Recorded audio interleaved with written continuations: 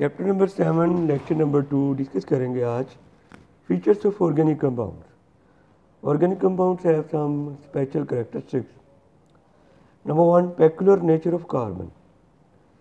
Carbon की जो peculiar nature है, जो कार्बन का एनोमलस बिहेवियर है, that related with catenation. Carbon show catenation.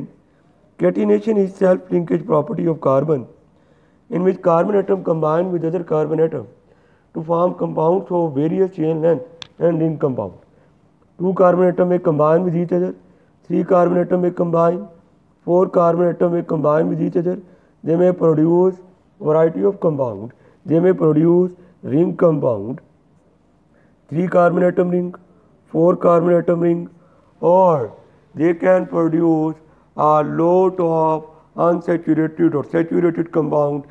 Due to this catenation property, a lot of organic compounds can be prepared, and we introduce separate branch of chemistry known as organic chemistry. Number 2, non-ionic character of organic compound. Organic compound are non-ionic in nature. The reason is that the essential element of organic compound is carbon, and carbon belong to 4th A group. If it belongs to 4th A group, it has 4 electrons in outermost shell, so it can form 4 more bonds because it needs 4 more electrons to stabilize itself. If it can form 4 bonds and need 4 electrons, it cannot lose 4 electrons, cannot gain 4 electrons, it will prefer sharing. So the bond which is formed by sharing is called covalent bond. So we can say that compounds of carbon are covalent in nature, and compounds of carbon are organic. When they are covalent in nature, so they are considered as non-ionic compounds. They have non-ionic character in them. Complexity of organic compound. Some organic compounds are very complex. For example, lipids, proteins, carbohydrates. एक carbohydrates की example में आपके पास है starch. Starch which formula C6H10O5N. N may be 1000 or more.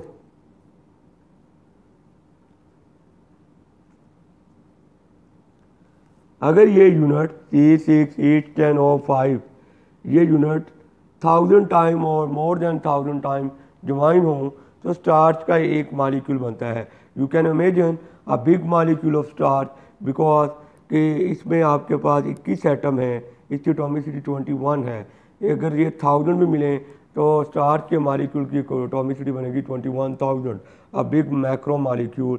So some organic compound are very complex. Solubility. As organic compounds are non-ionic in character, so they are less soluble in water or insoluble in water or insoluble in polar solvent. They are mostly insoluble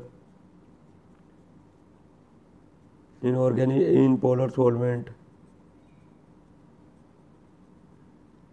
like water because they are non-ionic in nature.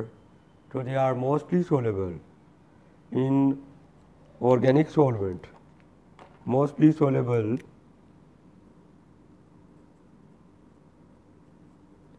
in organic solvent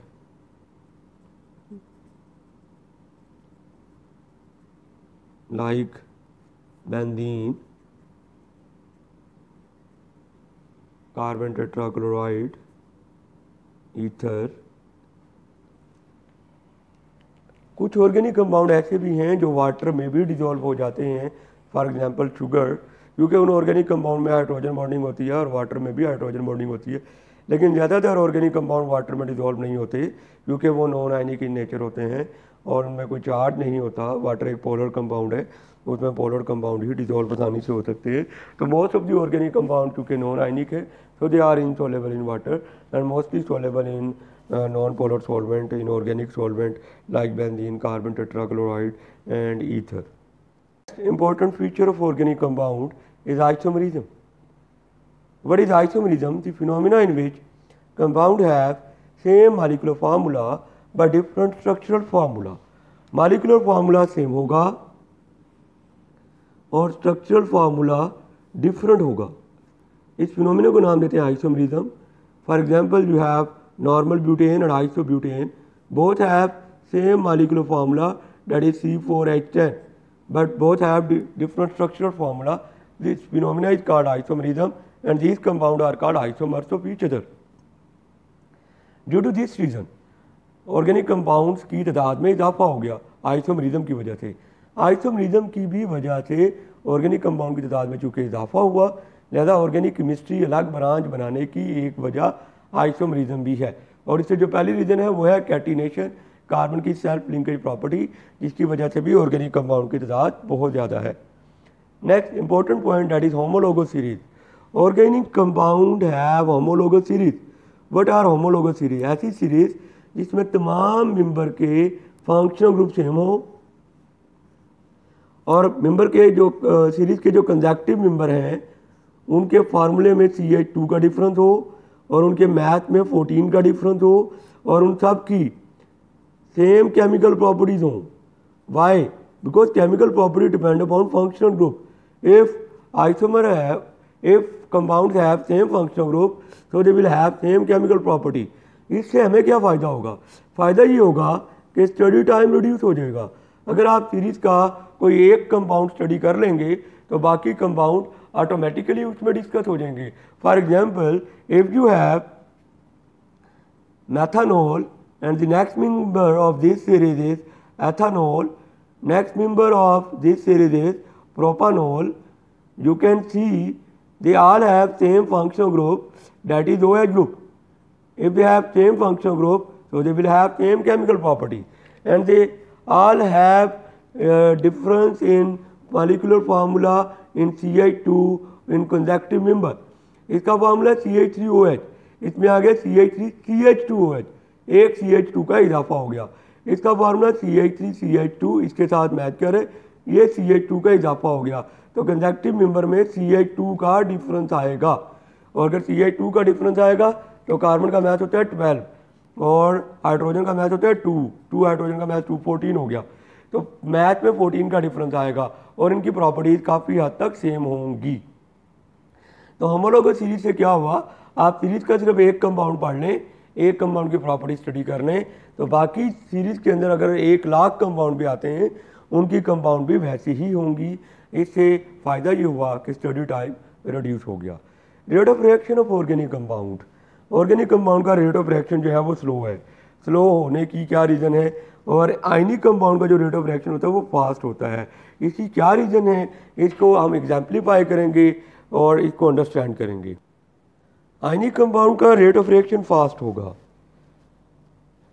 और covalent compound का rate of reaction slow होगा। Ionic compound का rate of reaction क्यों fast होगा, ये example से देखते हैं हम। सोडियम क्लोराइड का एक्वस सोल्यूशन है आपके पास, सोडियम आयन लागू हुए में, क्लोराइड आयन लागू हुए में।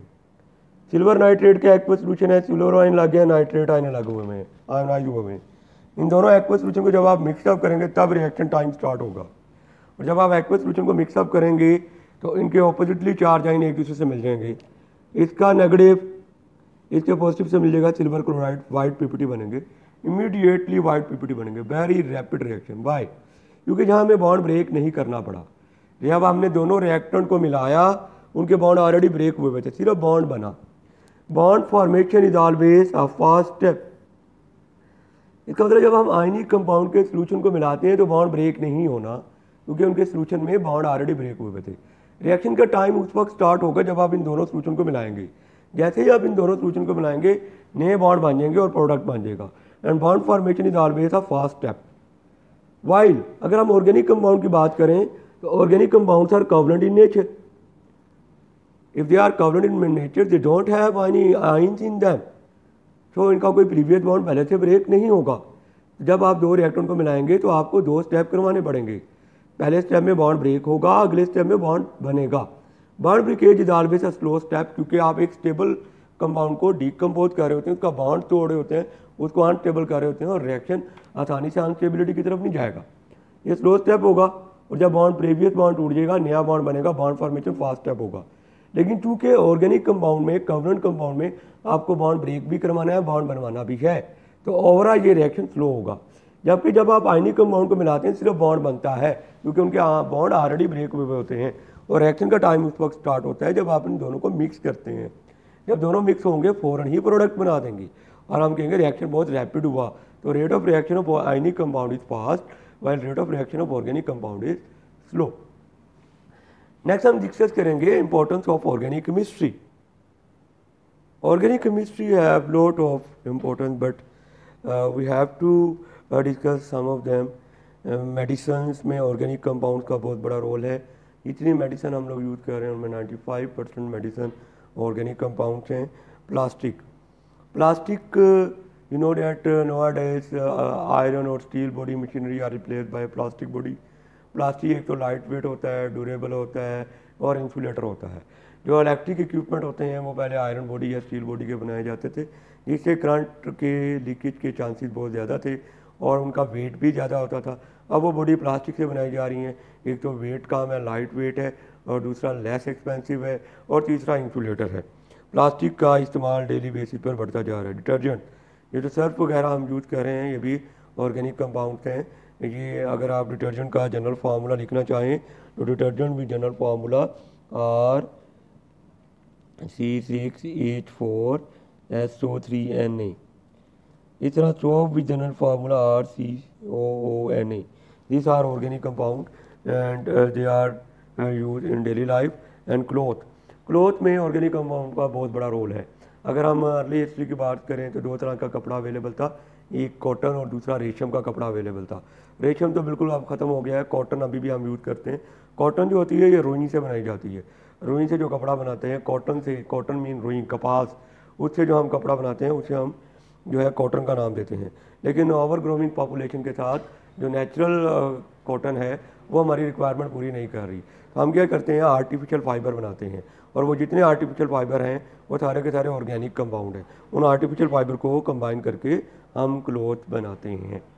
थैंक यू, अल्लाह हाफिज़।